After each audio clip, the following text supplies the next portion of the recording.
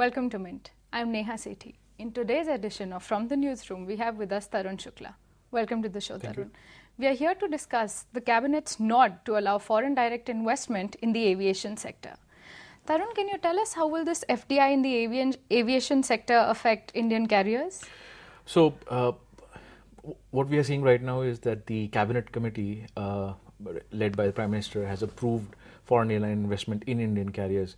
Right now, foreign investors are allowed to invest in Indian carriers, but only foreign airlines are barred. Now that that clause, which says that they cannot invest, has been removed, a lot of foreign airlines like Lufthansa,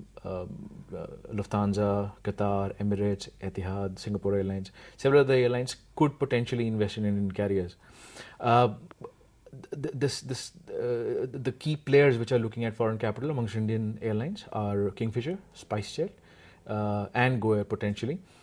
Jet Airways and Indigo have been a little lukewarm as far as foreign capital is concerned. So over the next few weeks, what we're going to see is a sort of a churn to get foreign capital, foreign airline investment into those carriers. Almost all of them are laden with debt. Also, what we don't know as of now is what will be the impact of the opening up of the sector to foreign airlines on Air India, which is very beleaguered and it has several $billion worth of debt. And whether this means that the government will go ahead and privatize Air India also in the coming years, that remains to be seen. Right. What can this FDI mean for the passengers in India? So, given that it is cleared now, there's one thing which is for sure which is going to happen is that the airlines will be able to suck up more capital, foreign capital, which was so far not available to them. What that means is that there will be there'll be a war for passengers. I mean, if potentially several airlines show interest and they come into India making investments into Indian carriers, what they'll do is there'll be a sort of a fresh war that will break out for passengers, because everybody will try to cut down on fares and try to gain market share and so on and so forth. Whether that happens and how soon that happens, we'll have to see.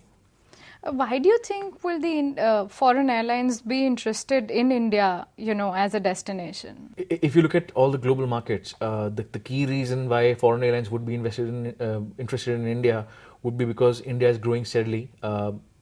We have seen a 40% growth rate starting from 2004 onwards. Only in the last 1 year or so, in fact, only this year, we are looking at a growth rate of about 5 to 8%, which is the lowest so far. But that's because of the global economic cues. Globally, the economy is growing at about 2%. So for the airlines to get more passengers, to get more revenue, India remains a key point. If you notice, Etihad, which is a Middle Eastern carrier, it has invested in Australia and in Germany. India remains a market which will grow as its economy grows, and typically aviation grows double the size of the economy.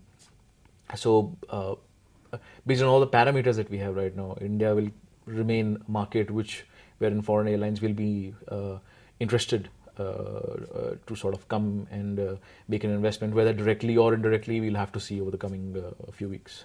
Right. How does the process move forward from here now that the cabinet's given its nod?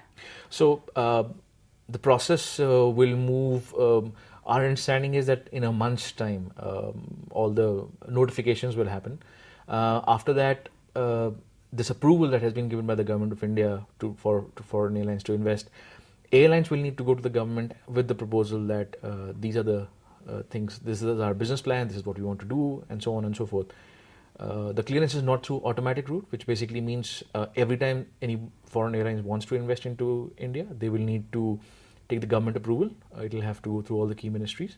After that, the investments will be cleared by the Civil Aviation Ministry, and finally we'll have a foreign airline sort of investment in India. It could also mean that foreign airlines may tie up with some new local players and seek fresh airline licenses.